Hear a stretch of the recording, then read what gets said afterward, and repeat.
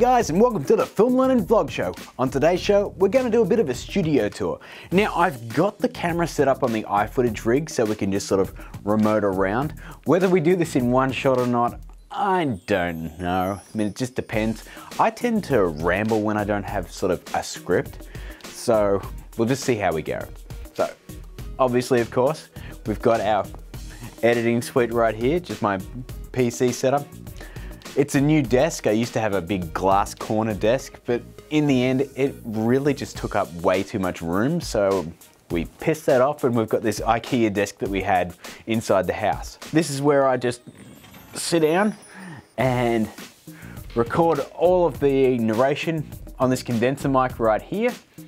And yeah, that's pretty much where all the tutorial magic happens. Okay, so let's move on, shall we? Now guys, I'm holding the iPad here because it's my monitor. I can control all parts of the camera, apart from the zoom, unfortunately, with the iPad. This is just a Panasonic image app, super easy to use, and yeah, very, very handy. I'm just gonna put that down, and we'll move on. Now guys, the controls on this are a bit like GoldenEye on the 64, they're kind of opposites. So just bear with me. Here we go. And then we can go up.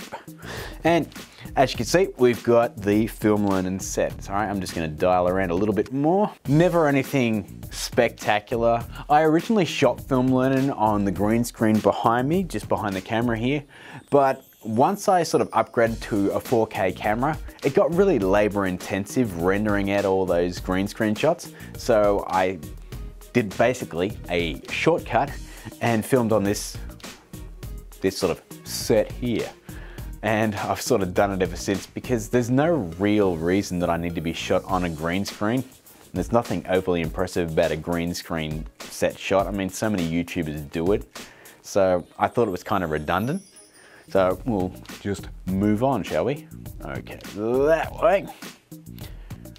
Sorry guys, you'll see me looking down at the iPad continuously, just so I can see where I am in the shot. This part is completely new here. Well, I say it's new, but once again, this was something that was inside the house. My wife runs a beauty salon business inside the house, in sort of one half of the house. So we just recently renovated that because we bought in a sauna. So this was in the old room, so I've just brought it out and now I have all my crap in here. I've got my new LED lights. I'll have to show you those soon, guys. They're just Aputure lights. They're really, really bright for what they are.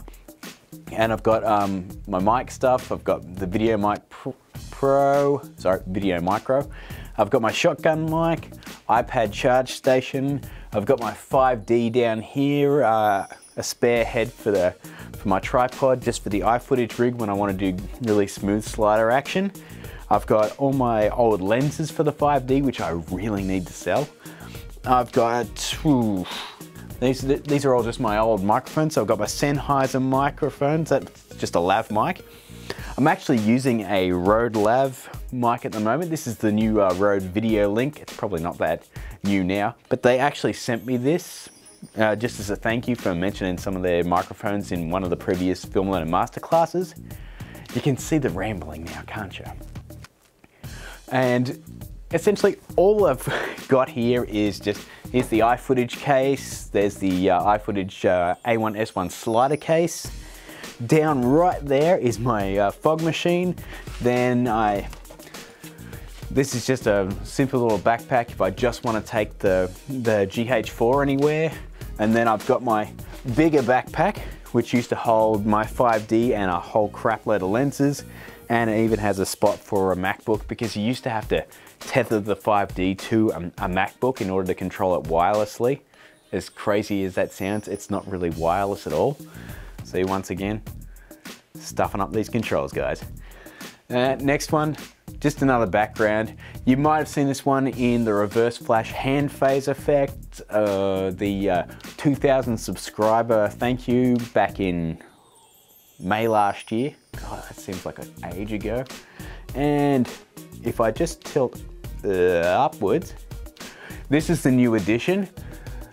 It might not seem like much, but this thing is a damn lifesaver, guys. It's just a simple split system heater and cooler.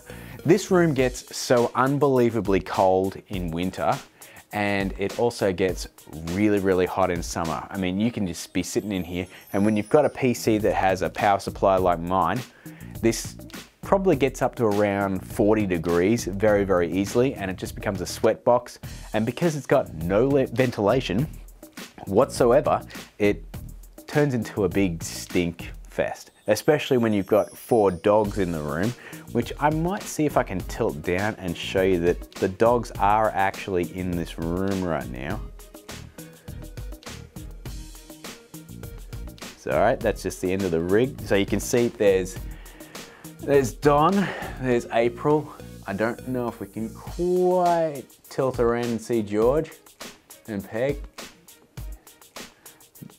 Oh, yeah, you can just sort of see Peg there, and George is. All right. George. No, can't go down any further. Oh, George is around there, guys. Okay, so we'll just tilt back down, get our bearings again. All these drawers in here have props in them, except for this one, which has Pink Panther toys and a hell of a lot of Pez dispensers. But for the most part, I keep all my props for things. Like, this is the sailor hat from the cruise ship video. What else have we got? Princess Leia outfit from something. I think that might have been a Film Learning Masterclass episode. There's a hell of a lot of crap in here. Mostly there's a lot of Doug's outfits. Even though you only ever see him in one outfit, I bought a whole bunch when I got him, and I've never used them. And we've got Batman's gauntlets. And in here, I've got a whole bunch of other gear that I haven't used, but I do plan on using in the future. I've got a Thor outfit. I've got, obviously, a Captain America outfit. I've got a Superman one, a Batman one. I got them all after Halloween when they had a massive sale at Target. But unfortunately, time is of the essence, and I don't get to use a hell of a lot of this stuff. But I do plan on using it, which is why I bought it in the first place. And let's move on. Okay. Now, our next area is just sort of this is where I go to work out when I need to, guys. This here's she's my baby. That's my Stairmaster. So every morning I wake up and I walk out here, and before I've done anything, I do at least 10 to 20 minutes on this thing and get a good sweat up, because I like working out. This is just it's a great way to sort of split yourself from the editing suite as well. So I can be cramming away for hours and hours and hours and just go, oh Christ. While something's actually rendering, I can just come over here, just jump on this for 5 minutes, chuck my iPad up there, watch an episode of The Flash, or even an episode of, say, Daredevil. It actually took me around about 3.5 months to watch that 13 episode season 2 of Daredevil, because I was doing it in 10 and 20 minute bursts. Behind Goku, we've got our treadmill that we used for the advanced flash running technique. I really want to do some more stuff with the treadmill. It's just at the moment, I don't really have the time. And that tutorial, it's a very niche market because not everyone has a treadmill and a green screen. So it's one of the reasons I avoided that one for a long time. Once again, rambling, so let's move on. Now I'm going to just zoom around here. And now as you can see, we've got a couple of softbox lights, and I'll just duck under here. Now we're pretty damn close to the green screen here. So we're probably about 6 feet away from it at the moment. Normally when I shoot my green screen, I've got the camera way over near Mario, and then I just zoom in a little bit. But luckily with 4K, I've got about 50% of the frame I can zoom in and out of. So right here, this one is the Video Micro, and it's just on a simple boom stand that I got at a supermarket, like Aldi or something like that. And I've just got the carbon fiber rod that came with the Rode Reel 2015 pack. That was the price pack you actually got for entering My Rode Reel, which is one of the reasons, guys, I always encourage you to enter My Rode Reel. Because not only do you get a t-shirt, you usually get some kind of really cool swag. I mean, this is about $400 worth of gear that you just get sent just for entering. And it's a 3-minute short film. That's kind of a no-brainer right there. So basically we just got a couple of the softbox lights. If I just go back there, you can see we've got a couple of them. One of them I've got there that's completely unsheathed. The reason you'd unsheath a softbox light is just to get a hell of a lot more exposure out of it, because if I just go around there and tilt up, all right, still getting the hang of these controls, you can see that it's mostly just a plasticky foil type thing in there. It's essentially a giant bounce card. So when you turn that on full bore, you are bouncing that light off all of that part of the box inside of there, and you get some really harsh lights going on there. So we'll just come back again. Hi. Okay, now if we tilt over here, you can see I've actually got the Aputure Amaran LED light, and it's sitting on top of my good friend, the Auto Cue, that I made for about 20 bucks. Now, I've put a link down in the description to the Film Masters episode where he actually builds this thing, because really, it is an absolute lifesaver. I used to have to actually memorize all of the stuff that I was going to say, or I'd have a cue card that was just written on a giant whiteboard, and it's insane trying to memorize a whole bunch of this technical stuff. I mean, I do know it, but actually saying it, it just comes out like gobbledygook a lot of the time. See? Did I even say gobbledygook right? Behind here, we've got another cupboard that just has a bunch of props. It actually has a printer in front of it, so. But I've got a hell of a lot of collectibles and all sorts of crap in there, like a Buffy the Vampire Slayer doll, because, you know, that'll appreciate in value.